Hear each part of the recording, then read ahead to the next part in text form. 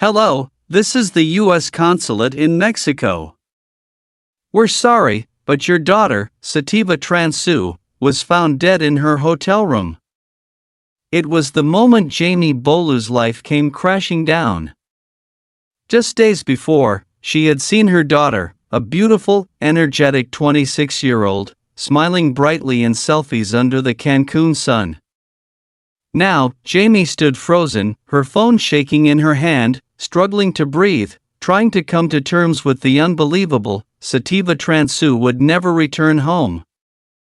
What was supposed to be a Thanksgiving reunion with her family had turned into a horrible nightmare, ending in blood and pain. Sativa was born in Spokane, Washington, on May 19, 1995. She grew up in a loving family, with an older sister named Michaela, who has been described as both a best friend and a lifelong companion.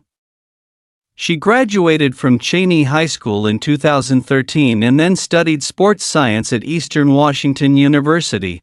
Anyone who has ever met Sativa would say she is the type of person who spreads joy. Energetic, optimistic, and loves life in a way that makes others want to smile too. Her friends call her the most contagious smile in class, and that's true both literally and figuratively. After graduating from college in 2017, Sativa moved to Milton, Washington, a completely new place with no relatives. But with her openness and bright smile, she quickly built a new circle of friends. A new life. It was there that she met Taylor Allen, who would become her boyfriend for 3 years, and who would eventually take her life. At first, things seemed sweet. They met while working at Cheney. Sativa was full of life, while Taylor was introverted and quiet. Anyone who looked at him thought it was the perfect match. But gradually, worrying signs appeared. Taylor wasn't just sensitive, he was completely controlling.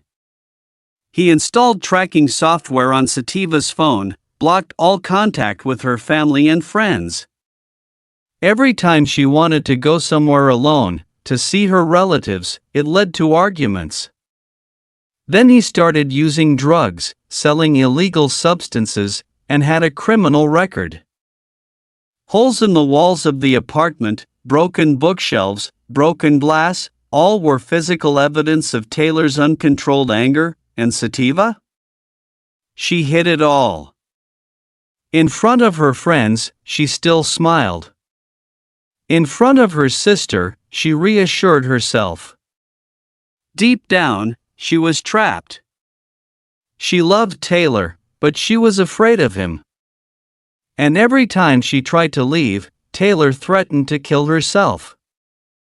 By the end of 2021, Sativa wanted to go home for Thanksgiving with her family. But Taylor had other plans. He booked her a trip to Cancun, Mexico. A place of golden sunshine and blue seas, but behind it was a plot to isolate her. People did not know if Taylor did it to heal or to control. But the result was clear. Sativa chose to go with him, instead of going back to her family. In the first days in Cancun, Sativa continued to text, take pictures, and share with friends as usual. On social media, everyone saw a happy girl in a tropical paradise, but that did not last long. Just 2 days after arriving, all contact with Sativa suddenly stopped. Family called, no one answered. Friends texted, no response. Then a final message leaked. Sativa had argued with Taylor, was injured, and needed stitches for a large cut on her chin. She said Taylor turned into a monster. Then, silence. It was the night of November 26. Screams rang out from the hotel room. Staff heard them. The hotel reported them. But no one did anything. No one stepped in to intervene.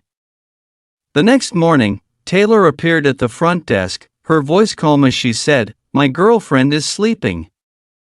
When staff opened the door, the scene inside haunted them for the rest of their lives. The hotel room in Cancun, Mexico, the place Sativa had eagerly shown off on social media had become a crime scene. She was found lying face down next to the bed, with dozens of wounds all over her body. Bruises, scratches, lacerations, dried blood on the floor. The girl who had once had the brightest smile in class was now just a mangled corpse. Hotel staff said the shoulder bag was still on her back. That led them to believe that Sativa had tried to pack her things and run away, but was too late. What about Taylor? He showered, changed, and walked down to the reception desk with a calm voice. My girlfriend is sleeping. No alarm. No panic. Just a chilling coldness. Immediately, the Mexican police were called. And it didn't take long for them to identify the only suspect as Taylor Allen. His true colors began to emerge. According to many relatives and friends, Taylor's relationship with Sativa had long since ceased to be love. It was control, intimidation, and violence. The girl who once dreamed of happiness now lived in fear, just waiting for an excuse to leave. But it was Taylor's psychological attacks, from threatening suicide to begging for forgiveness, that kept her there, and this time, the trip to Cancun could be the final trap. The fateful night of November 26 started out as a normal vacation. The two had dinner at the hotel restaurant, then stopped by the bar.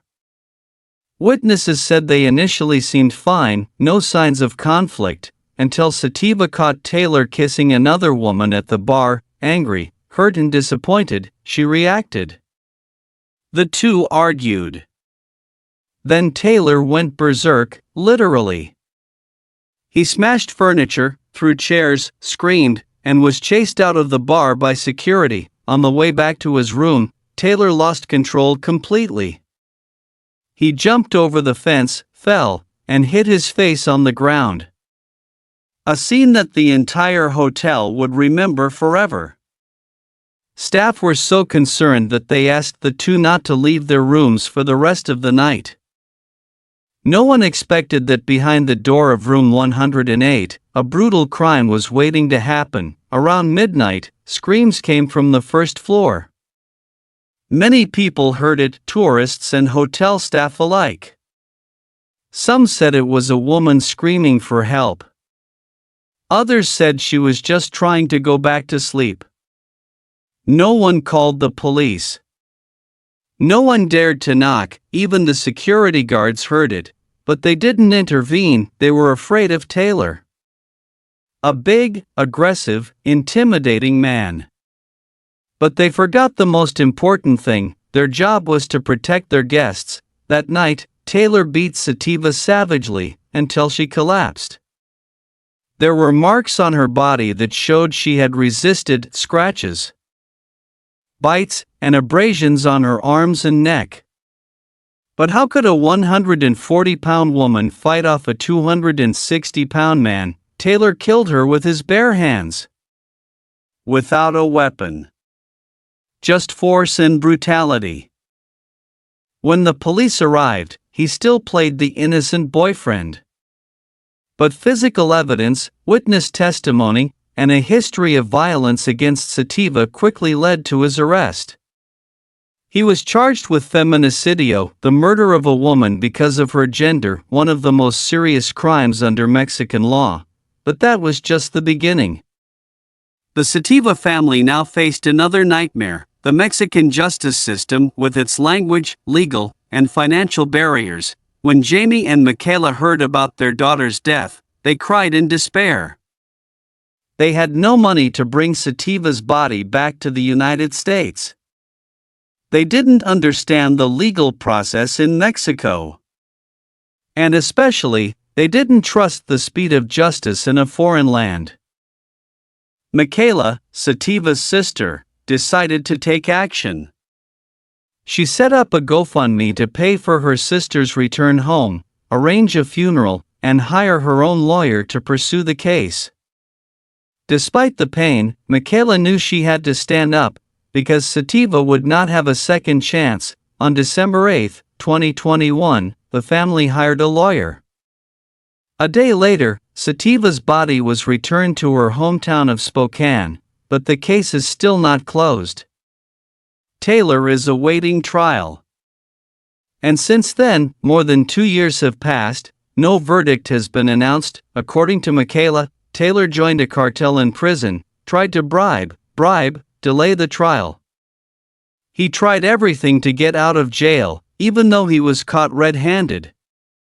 Despite dozens of pieces of evidence against him, the Transue family does not understand why Taylor has not been convicted, even though the case is so clear. Worse still, Taylor's mother, Rosa Duran, is suspected of breaking into Sativa's apartment after her death. Michaela says Rosa repeatedly called the management, asking to open the door, but was always turned away because her name was not on the lease. A few days later, there was a burglary, and Rosa suddenly stopped calling. Even stranger, Rosa was raising Sativa's service dog, Shadow. Sativa had said she would never let Rosa raise Shadow, and would bring him back as soon as she returned from Cancun. But that day never came. When the Sativa family got her body back, they could barely recognize their daughter. Forensic experts in the U.S. confirmed the horror they had suspected. Taylor had beaten Sativa to death with her bare hands. Her body was covered in bruises, lacerations to her face, hands, and torso. Defensive wounds all over her arms suggested that Sativa had tried to fight back, but to no avail. Taylor was twice as strong, and she, a 140-pound woman, had no chance. They also found the shoulder bag still on Sativa. Perhaps, in her final moments, she tried to pack her things and run away. But she didn't make it. No one knocked on the door. No one helped. And then, Sativa died alone in her hotel room, in a foreign country where no one spoke her language. After the funeral, the pain was still raw. And the silence from the Mexican judiciary left the family in despair. Not only did they have to worry about expenses, translations, lawyers, they also had to fight a stagnant and corrupt system. In April 2022, after several postponements, Taylor Allen's lawyers asked for 2 more months of additional investigation. Then, nothing. No trial. No conclusion. No verdict. More than 2 years have passed. Michaela, Sativa's sister, is not waiting any longer. She took to social media, calling on the community to spread the story, putting pressure on the Mexican government and international media. At the same time, she began a new journey, to help other victims avoid the same tragedy as her sister. I can't bring Sativa back, but I can turn her story into a warning light for thousands of other women. Michaela began to publicly share the warning signs in her sister's relationship, controlling her phone and social media, blocking contact with friends and family, aggressive behavior during arguments, threatening suicide every time they break up. Extreme jealousy, even without reason, always looking for ways to blame and manipulate emotions, and most importantly, you can't heal an abusive person with love. You can only leave, while you still can. As Michaela struggled, new suspicions arose, this time targeting Taylor's mother, Rosa Duran. In the immediate aftermath of Sativa's death, Rosa repeatedly called the management of the apartment complex where Sativa lived, demanding access to the apartment. She was denied because her name was not on the lease, but just days later, the apartment was broken into. Property was missing, including Sativa's safe and car keys. Rosa never called again. Michaela believed that Rosa was not only covering for her son, but also possibly involved in the cover-up. She even took custody of Shadow, Sativa's beloved service dog, despite knowing full well that Sativa had said, "I would never leave Shadow with her." A bizarre piece in an otherwise murky picture. All the family wanted was a fair trial. A proper sentence. In Mexico, if convicted of feminicide, the crime of feminicidio, Taylor could face a maximum sentence of 50 years in prison, the maximum sentence for that crime in that country, and they believe 50 years is not enough. A life. A pain that never goes away. A wound that lasts forever. But at least justice must be served. Michaela did not stop there. She attended conferences on domestic violence prevention, became a speaker, a counselor, and provided legal support to other victims. Her personal page became a place sharing information, experiences, and warnings for young women trapped in toxic relationships. She repeats the same message every time she can. If you see your partner changing, controlling, overly jealous, don't think it's love. It's a sign of control. If you're afraid of the person you love, leave before it's too late. More than 2 years after Sativa's death, her story still resonates across domestic violence and women's rights groups and forums. On TikTok, YouTube, and a series of true crime videos, her name is mentioned as a tragic, but awakening example. Sativa was more than a victim. She became an icon. A bitter reminder that sometimes love isn't enough to save someone. And sometimes you have to choose to leave, to live. Sativa Transue's story is not just a personal tragedy, but also a wake-up call for a society where relationship abuse is still taken lightly. She died, but her passing is saving the lives of many others, people who dare to look at their own relationships, dare to speak up, and dare to step out. If you are in a relationship that makes you afraid, isolated, or hurt, remember, you are not alone. You deserve to be loved the way you want to be loved. And you have the right to live. Don't wait until you have to pack your bags and run away, like my sister tried to do. Michaela Transue, if this story touches you, please share it to spread the message. Help Sativa Transue not be forgotten, and help others not go down the same path as her. Like, subscribe, and turn on notifications to follow more true crime stories where justice is not just a destination, but a relentless journey.